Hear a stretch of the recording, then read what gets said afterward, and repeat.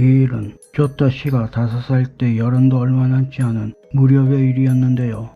쇼타 씨는 가족과 함께 무더운 여름날 어떤 바다에 놀러 갔다고 합니다. 물놀이를 위해 쇼타 씨와 쇼타 씨의 형 그리고 아버지께서 안전을 위해 바다에 함께 들어갔었다고 합니다. 쇼타 씨와 쇼타 씨의 형이 즐겁게 물놀이 하던 중 쇼타 씨의 형이 바닷가의 음식 가게를 가리키며 이야기했습니다. 야키소바 먹고 싶어. 그 얘기와 동시에 쇼타 씨의 형과 아버지는 그쪽으로 시선을 두었고 그 순간 쇼타 씨는 파도에 휩쓸리고 말았습니다. 아니, 정확히는 누군가가 쇼타 씨의 오른쪽 다리를 끌어당겼다고 하는 것이 정확한 표현이겠죠. 쇼타 씨는 너무 무서웠지만 용기를 내어 자신의 오른쪽 다리를 끌고 가고 있는 그 무언가를 확인하게 됩니다. 그것은 인간 같지만 인간이 아닌 온몸이 하얗고 손바닥에는 빨판과 물갈퀴 같은 것이 달려있는 괴물이었습니다. 그 순간 쇼타 씨는 정신을 잃었고 일어나 보니 모래사장 위였습니다. 그리고 아버지와 형이 자신을 내려다보고 있었죠. 일어난 쇼타 씨는 아버지에게 괴물이 자신의 다리를 잡아당긴 이야기를 했습니다. 하지만 아버지는 쇼타 씨의 말을 믿지 않으셨고 쇼타 씨를 구하러 바다에 들어갔을 때 아무것도 보지 못했다고 했습니다. 10수년이 지난 지금 쇼타 씨는 그때의 트라우마로 바다는커녕 수영장도 무서워 갈 수 없다고 합니다. 물속에서 눈을 뜨면 그때 일이 생각난다고. 그날 쇼타 씨의 오른쪽 다리를 잡아당긴 건 과연 무엇이었을까요?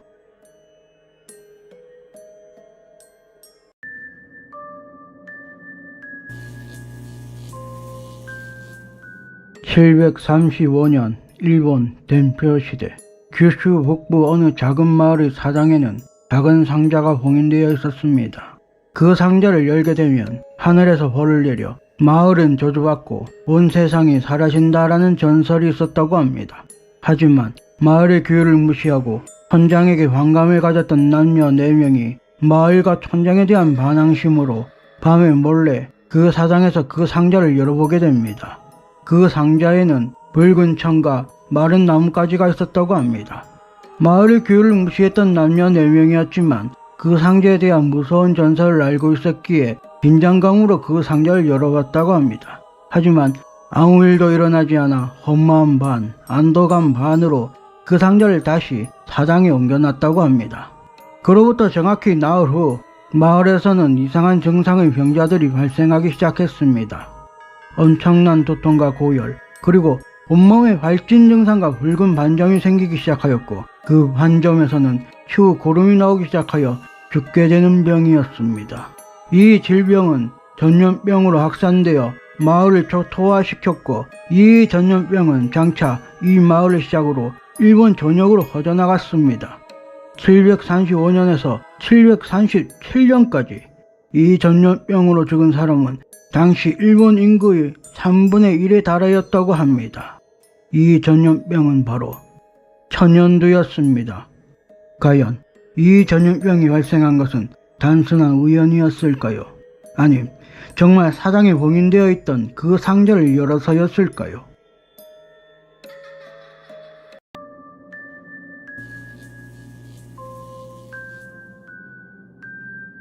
이즈미 씨는 여행으로 도쿄 어느 비즈니스 호텔에 머물게 되었다고 합니다. 싱글로 예약을 했지만 생각보다 침대가 크고 방도 넓어서 기분 좋게 머물 수 있었습니다. 그날 밤 12시쯤 이불에 들어가 잠을 청했습니다. 그렇게 잠이 들려고 하는 순간 갑자기 손바닥으로 벽을 두드리는 소리가 들려왔습니다. 처음에는 옆방 손님들이 술에 취해 그런가 하고 대수롭지 않게 생각해 계속해서 잠을 청했는데 한쪽에서 들리던 그 벽 두드리는 소리는 한쪽에서 여러 방향으로 울려 퍼졌다고 합니다. 이즈미 씨가 뭔가 이상함을 느낀 순간 자신이 누운 침대 위쪽에서 이상한 소리가 들려왔습니다. 이즈미 씨의 시선이 그 소리를 따라 천장에 닿는 순간 천장에서는 어느 노인이 천장에 매달려 하얀 동궁만 있는 눈동자로 이즈미 씨를 내려다보고 있었다고 합니다. 겁에 질린 이즈미 씨는 이불을 머리까지 뒤집어 쓰고 있는데 갑자기 방과 복도에는 사이렌 소리가 들려왔다고 합니다. 극도의 공포감을 느낀 이즈미 씨는 문을 열어 복도로 나오려는데 희미한 복도에는 하얀 빛들이 복도를 가득 채워 있었다고 합니다. 마치 초밥에 들어가 있는 그 밥알처럼 말이죠. 이주미 씨는 패닉 상태에서 침대로 돌아와 숨을 헐떡이며 눈물을 흘렸고 너무 무서워 어머니 목소리라도 듣고 싶었지만 전화하기에는 너무 이른 새벽 3시였습니다. 그렇게 실신한 건지 눈을 뜨니 아침 6시였고 이른 호텔 체크아웃을 하면서 직원이 있길래 어제 밤에 있었던 그 일에 대해 항의했다고 합니다. 하지만 그 직원은 어젯밤 소음과 경보가 있었다면 주의 항의가 있었을 텐데 그런 것에 대한 컴플레인은 아무것도 없었다고 했습니다. 추후 아버지에게 이 일에 대해 이야기했지만 같은 장소에 많은 시공간이 있고 그것이 주파수가 맞으면 그런 일이 일어날 수 있다고 하셨습니다. 그러고 보니 그 호텔의 복도는 24시간 밝은 상태라고 하였습니다. 하지만 이주미 씨는 기억합니다. 그 어두운 복도의 그 하얀 빛들은 크기도 제각각 크기도 다 달랐고 마치 초밥의 밭처럼 뭉쳐서 걸어가고 있었다고 말이죠. 주월이었습니다.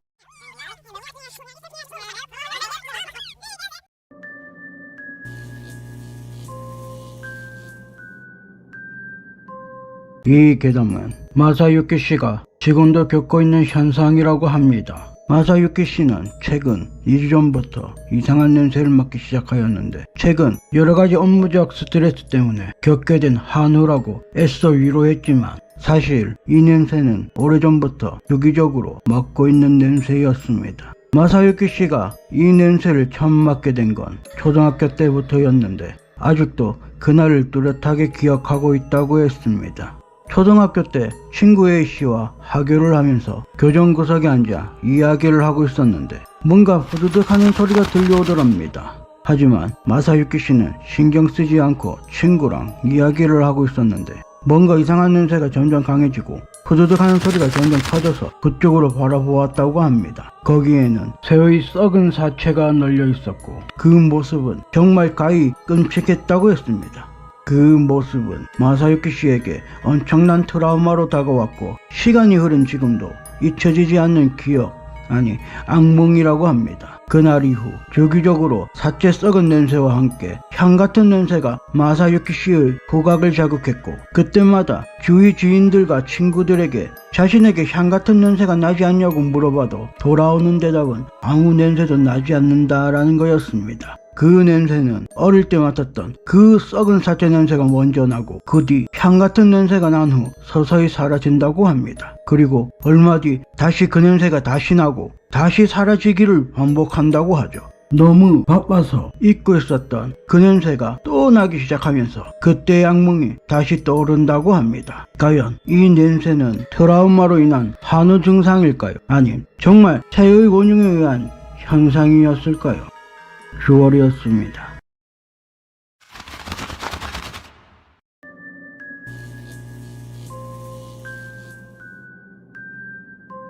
이 일은 타코야 씨가 홋카이도 이와미자와에 있는 회사에 들어갔을 때의 이야기입니다. 타코야 씨는 회사 숙소 생활을 하고 있었는데 그날 일을 마치고 샤워를 하고 있었습니다. 샤워를 하고 있는데 말소리가 들려와서 숙소 멤버들의 이야기 소리인가 했지만 생각해보니 본인을 제외한 숙소 멤버들은 다른 팀이어서 현재 야간 작업 중이었다고 합니다. 그리고 어느 날 그날도 여느 때처럼 퇴근을 하고 샤워 후 시원하게 한 캔 마시고 잠이 들었는데 복도에서 계단 올라오는 소리와 함께 이야기 소리가 들려오더랍니다. 타쿠야 씨는 오늘은 다들 일찍 왔나 보네. 하고 복도에 나가보니 아무도 없었다고 했습니다. 그래서 숙소 멤버들에게 전화했는데 숙소 멤버들은 전부 현장에서 일하는 중이었고 숙소에는 가끔씩 아니 자주 그런 일이 일어난다고 말했습니다. 그 뒤 숙소 멤버들과 숙소에서 겪은 일을 이야기하던 중 숙소 멤버 B씨는 숙소 창문에서 어느 사람이 B씨의 눈높이에서 자신을 바라보고 있는 것을 봤는데 자신의 숙소는 2층 높이였다고 합니다. B씨가 목격한 사람은 D사의 유니폼을 입고 있었다고 했는데 실제로 타쿠야 씨들의 숙소 앞에서 D사의 직원이 안 좋은 선택을 했다고 했습니다. 그 이후 타쿠야 씨는 다른 회사로 이직하기 전까지 누가 자신을 계속 쳐다보거나 따라다니는 느낌을 계속 받았고, 심지어 타쿠야 씨가 혼자 있을 때 누가 말을 거는 등 이상한 현상이 있었지만 그때마다 애써 모른 척하며 지냈다고 합니다. 타쿠야 씨는 현재 다른 곳에서 일을 하고 있지만 그 회사 숙소는 아직도 존재한다고 합니다. 주얼이었습니다.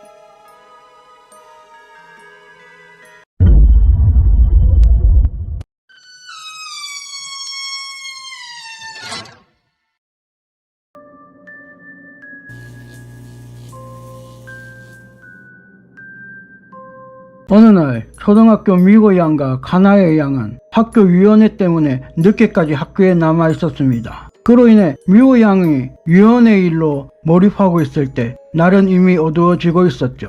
교실에는 어느 순간 미호 양 혼자였고 카나에 양이 보이지 않아 집에 돌아갔다고 생각해 미호 양도 급하게 집에 갈 준비를 했죠. 그런데 그 순간 화장실이 너무 가고 싶어졌습니다. 그렇게 집에 가기 전 가장 가까운 3층 화장실에 들어가서 볼일을 마치고 손을 씻으면서 무심코 거울을 봤는데, 아까 화장실에 들어왔을 때 분명 화장실 문이 다 열려 있었는데 지금은 가장 안쪽 화장실 문만 닫혀 있는 것이 보였습니다. 미호 양은 당연히 카나에 양이 들어갔나 하고 같이 집으로 돌아갈 겸 별 생각 없이 가장 안쪽 화장실 문을 노크했습니다.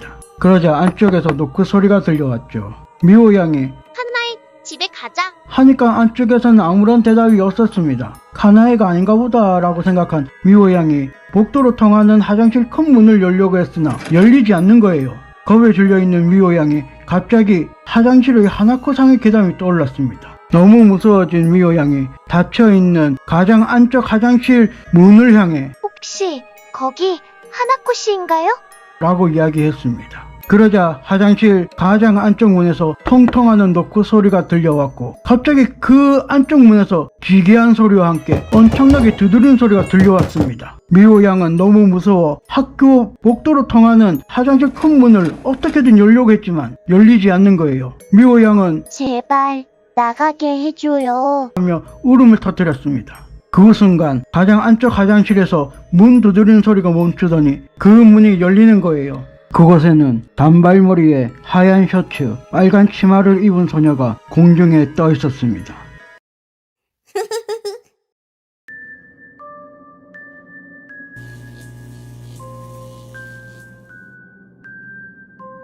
1970년 카나가와현 저녁 시간대 어느 버스 터미널에서 나카지마 씨는 도쿄로 가기 위한 버스 출발 시간이 남아 있었기 때문에 기다리고 있었습니다. 버스 터미널에는 나카지마 씨와 어느 여성분 단 2명밖에 없었지요. 그렇게 버스 출발 시간을 기다리고 있었는데 그 여성분이 나카지마 씨에게 말을 거는 겁니다. 죄송하지만 화장실이 급해서 그런데 이 항아리 좀 잠시 맡아주실 수 있으신가요? 라고. 나카지마 씨는 뭐지 하고 당황했지만 그 여성분 행색이 뭔가 불쌍한 느낌이 들어서 네 알겠습니다 라고 마지못해 승낙을 했었더랍니다. 그 여성분이 자리를 떠나고 나카지마 씨는 그 항아리 옆에 앉아 그 여성분이 돌아오길 기다리고 있었는데 아무리 기다려도 그 여성분은 돌아오지 않는 겁니다. 게다가 버스 출발 시간은 거의 다가오고 있었죠. 나카지마 씨는 초조해진 마음으로 일어서서 항아리 앞을 왔다 갔다 하고 있는데 그 항아리가 눈에 들어오더랍니다. 거운색 항아리에 거운색 둥근 뚜껑이 있는 항아리였고 아랫부분이 살짝 깨져 있는 것이 보였는데 그 깨진 틈 사이에 무언가가 보였습니다. 집중해서 그 깨진 틈을 봤는데 그건 아기 발이었습니다. 너무 놀란 나카지마 씨는 터미널 직원에게 도움을 받아 경찰에 신고하였고 경찰이 항아리 뚜껑을 열자 거기에는 피부가 나무 껍질처럼 변한 미라 형태의 아기가 들어있었습니다. 경찰들은 사라진 그 여성을 찾았지만 찾을 수가 없었고 그 이후에도 더 이상 그 여성을 찾지 못했다고 했습니다. 과연 그 여성은 도대체 왜, 무엇 때문에 이런 항아리를 가지고 있었을까요? 주얼이었습니다.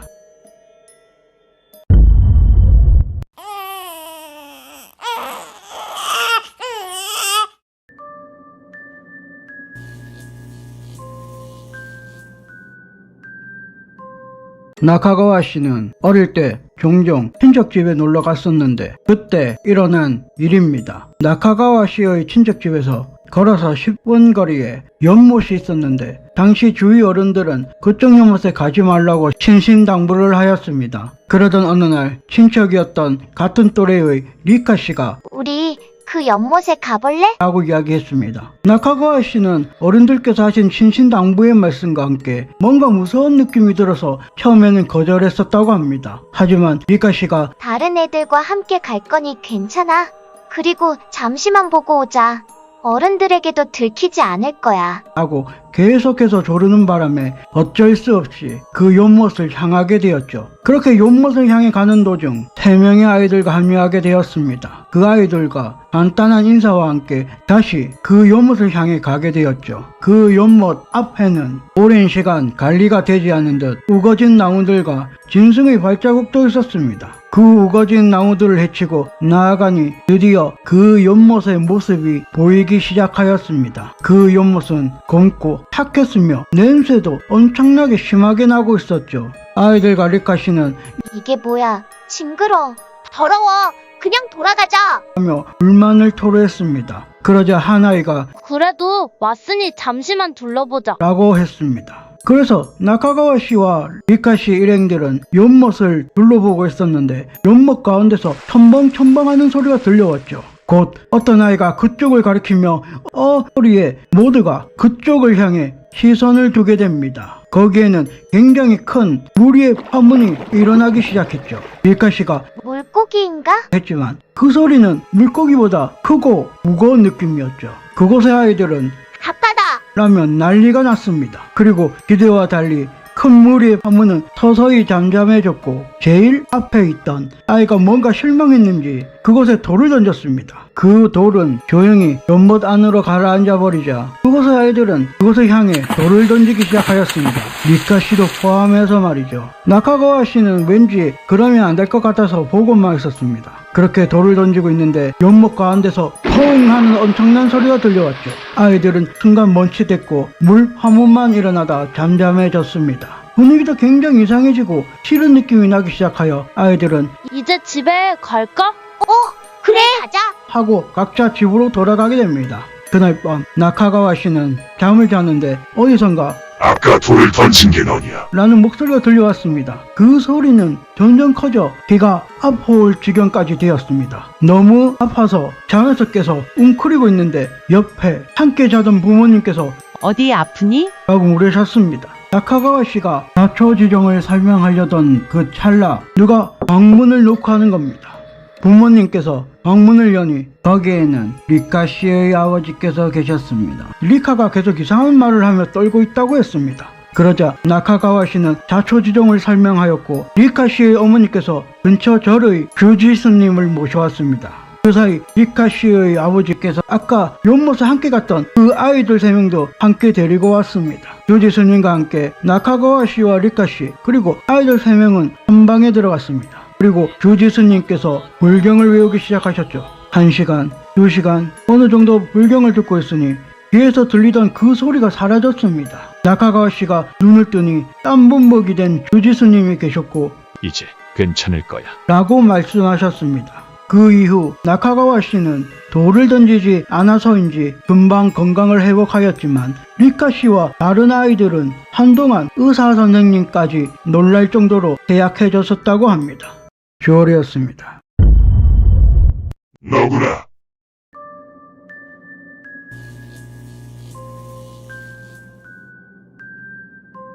할아버지께서는 일본 동북 시골 마을에 살았는데 그 마을에는 많은 요괴들의 전설들이 퍼지고 있었습니다. 물론 가파의 이야기도 함께 말이지요. 그리고 이 이야기는 요스케 씨의 할아버지께서 들려주신 이야기입니다. 이 마을의 어떤 연못에 가파가 나오니 가지 말라라고 한 연못이 있었습니다. 그럼에도 불구하고 어떤 아이가 그 연못에서 혼자 놀고 있었지요. 그렇게 그 아이는 연못에서 돌을 수집하며 놀고 있는데 갑자기 연못 쪽에서 첨벙하는 소리가 들려왔습니다. 그 아이는 첨벙하는 소리에 반사적으로 그 연못을 쳐다보았는데 그 연못 한가운데서 물 파문이 일어나고 있었고 그 가운데서 손이 나와 자신을 향해 손짓을 하더랍니다. 아이가 너무 무서워 그곳을 향해 수많은 돌을 던졌고 그 중 하나가 명중했는지 퍽 하는 소리와 함께 그 존재가 조용해지더랍니다. 아이는 어른들 말처럼 이 연못에는 정말 가파가 살고 있잖아. 무서워. 하고 무서움으로 몸을 떨며 집으로 향했습니다. 집에 도착하니 할아버지, 할머니께서 난리가 났었더랍니다. 그래서 아이는 할머니 왜 그래? 라고 물었습니다. 그러자 할머니께서 옆집 할머니가 산나물을 캐러 나갔는데 아직도 돌아오지 않는다고 걱정을 하셨습니다. 그리고 다음날 옆집 할머니는 시신으로 그 연못에서 발견되었죠. 산비탈에서 떨어져 연못에 빠져 익사했다라든지 가파가 옆집 할머니를 끌고 들어가 익사시켰다라든지 마을 사람들의 소문들만 무성했습니다. 그런데 이상했어요. 경찰 조사 결과 할머니의 직접적인 사인은 익사가 아니라 돌에 의한 두개골 한 머리였습니다.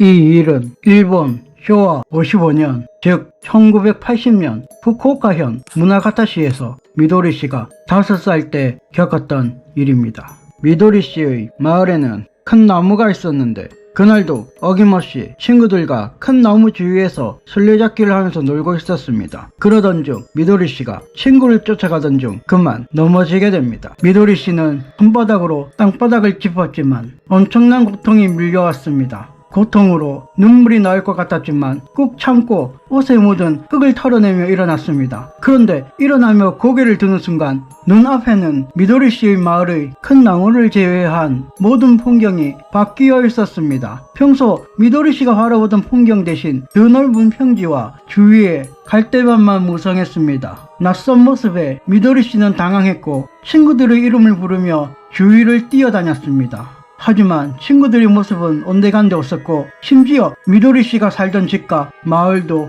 보이지 않았습니다. 극도의 공포감으로 큰 나무에 앉아 울고 있는데 너구리 같은 혹은 모서리 같은 미도리 씨는 둘 다 닮은 모습이지만 너구리에 가깝다고 합니다. 그 너구리가 미도리 씨에게 다가오더니 어째서 인간의 여자아이가 이곳에? 그러더니 그 너구리는 갈대밭에서 갈대를 하나 꺾더니 미도리 씨에게 전해줬습니다. 그리고는 갈대를 양손에 쥐고 따라오너라. 그리고 절대 고개를 들면 안 된다. 그렇게 미도리 씨는 땅을 응시한 채 그 너구리를 따라 큰 나무를 한 바퀴, 두 바퀴, 세 바퀴 돌았을 때쯤이었을까요? 미짱, 뭐해? 라는 친구의 목소리가 들려왔습니다. 고개를 드니 어느새 미도리 씨가 사는 마을의 풍경이 눈앞에 펼쳐져 있었고 미도리 씨는 그만 바닥에 주저앉아 울고 말았습니다. 어릴 때 본 그 풍경은 무엇이며 그 너구리는 또 누구였는지 미도리 씨는 잘 모르겠다고 했습니다만 마을의 큰 나무는 아직도 마을을 지키고 있다고 합니다. 9월이었습니다.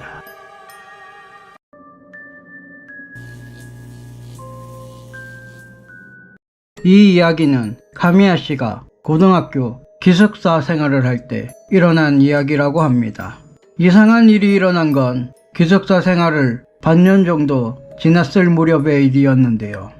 새벽 5시쯤 누군가가 자신이 사는 기숙사 문을 두드렸다고 합니다. 기가 밝은 카미야 씨는 금방 잠에서 깼고 카미야 씨는 친구가 온 줄 알고 문이 열려있으니 들어와. 라고 소리쳤다고 합니다. 하지만 문 밖에서는 아무런 반응이 없자 카미야 씨는 문을 향해 걸어가 문을 열었다고 합니다.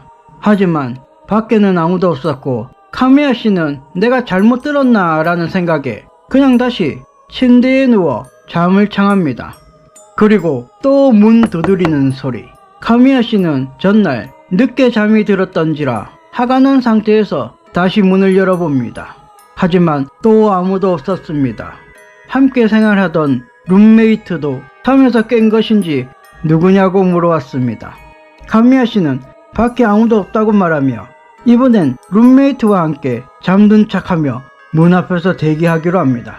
그리고 또다시 문 두드리는 소리. 카미야 씨는 노크가 끝나는 소리보다 빨리 그 문을 열어봤다고 합니다. 하지만 밖에는 아무도 없었고 복도 또한 조용했다고 했습니다. 카미야 씨는 그냥 자자며 침대로 향했습니다. 그런 카미야 씨를 향해 룸메이트가 하얗게 질린 채 방금 그 노크 소리. 밖이 아니라 안에서 들려오는 소리였어.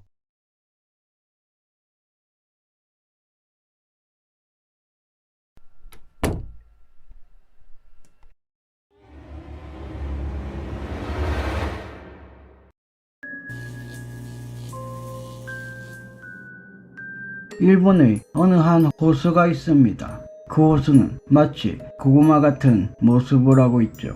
이 호수 거의 끝부분에 귀신이 찍힌다라는 소문이 있는 굉장히 유명한 심령 스폿입니다. 그럼에도 불구하고 이 호수에는 많은 커플, 걷는 사람들, 뛰는 사람들, 아이들 등 많은 사람들이 이 호수를 이용하는 장소이기도 합니다. 케이타 씨는 오컬트와 심령, UFO 등 미스터리 장르에 흥미가 많았던 시기여서 그 호수를 찾았다고 합니다. 그렇게 귀신이 찍힌다라는 장소에 디지털 사진기로 사진을 찍었는데 며칠 동안은 그냥 호수의 모습만 찍혔다고 합니다. 5일째 되는 저녁 무렵의 호수에 해당 장소에서 사진을 찍었는데 호수 가운데 무언가가 찍혀 있는 겁니다. 그 모습은 긴 하얀 머리에 나이가 들어 보이는 노파의 모습이었다고 합니다. 사진에는 마치 그 노파가 케이타 씨를 바라보는 듯 무표정하게 자신을 쳐다보고 있는 듯한 느낌이 들었다고 합니다. 그날부터였을까요? 케이타 씨는 잠도 못 잘 정도로 가위에 눌렸다고 했습니다. 노파가 자신의 가슴에 앉아 물을 뚝뚝 떨어뜨리며 무언가를 중얼거리는데 그 말이 어찌나 빠른지 알아들을 수 없었다고 했습니다. 일주일 정도 가위에 눌리자 극심한 고통으로 회사 선배에게 자신의 상황에 대해 털어놓았고 퇴근 후 자신의 집에서 그 노파가 찍힌 사진을 보여줬다고 했습니다. 회사 선배는 굉장히 흥미로워하며 그 호수에 가자며 졸랐고 케이타 씨는 초췌한 모습으로 그 선배와 함께 그 호수 그 장소에 도착을 했습니다. 그리고 그 장소에 사진을 찍자 아무것도 찍히지 않았습니다. 그 후로도 몇 번을 찍어도 마찬가지였습니다. 실망한 회사 선배는 호수의 배경으로 자신을 찍어달라고 하였고 마지못해 케이타 씨는 호수를 배경으로 그 선배를 찍어줬다고 했습니다. 물론 그 사진에는 아무것도 찍히지 않았죠. 케이타 씨는 회사 선배에게 추후 메일로 사진을 보내주기로 약속을 하고 헤어졌다고 했습니다. 그런데 그 이후부터인가요? 그날 이후부터 가위에 눌리지도 않았고 잠도 푹 자서 몸이 가벼워졌다고 했습니다. 몸 상태가 점점 좋아져 여유가 생기자 회사 선배에게 보내준다고 했던 호수에서 찍은 선배의 사진의 약속이 기억이 났다고 했습니다. 컴퓨터에 디지털 카메라를 연결하고 호수 배경으로 한 회사 선배의 사진을 보내려고 하는데 선배의 어깨에 뭔가 있는 겁니다. 자세히 보니 그것은 그 호수의 노파가 그 선배의 어깨에 매달린 채 그 선배를 노려보고 있는 사진이었습니다. 그러고 보니 회사 선배는 최근 부쩍 말수가 줄어들고 자신을 피하는 듯한 느낌이 들었었는데 설마